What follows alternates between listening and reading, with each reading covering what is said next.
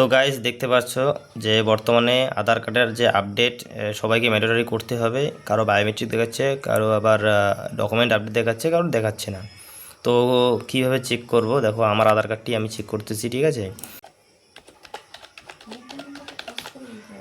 আধার নাম্বারটা প্রথমে প্রেস করা হলো, তারপরে ক্যাপচা প্রেস করা হবে। ক্যাপচা প্রেস করে প্রসেস করব।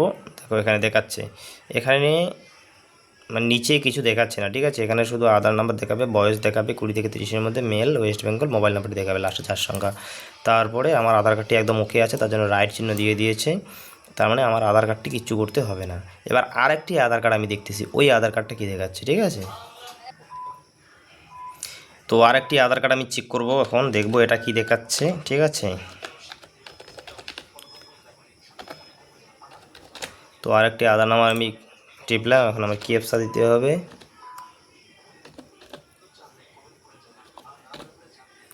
তো প্রসেস করলাম,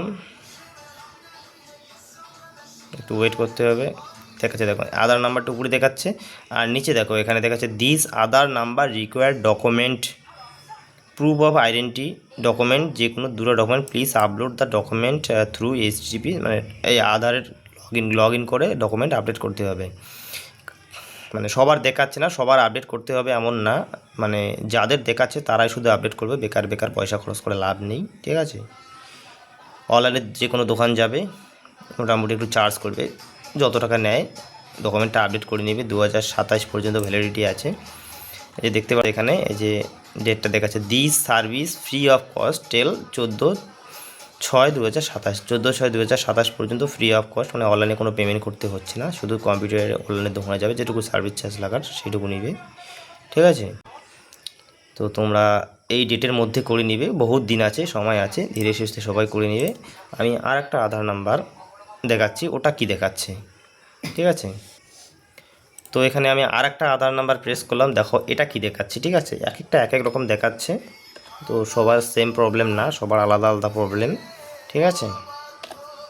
প্রথমে ক্যাপচার আধার নাম্বার টিপে প্রসেস করলাম। দেখো এই আধার কার্ডটা দেখাচ্ছে কোনো ডকুমেন্টও আপডেট করতে হবে না, কোনো মানে ঠিকও নেই। এটা করতে হবে কি, this Aadhaar number required mandatory biometric update, please visit nearest Aadhaar সেবা কেন্দ্র, আধার এনরোলমেন্ট আপডেট সেন্টার।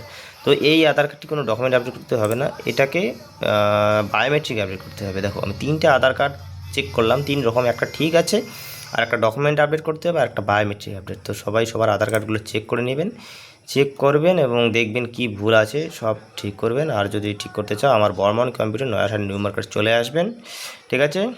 খুব ডিসকাউন্টে কাজ করানো হবে, চলে আসবেন। থ্যাংক ইউ, ধন্যবাদ।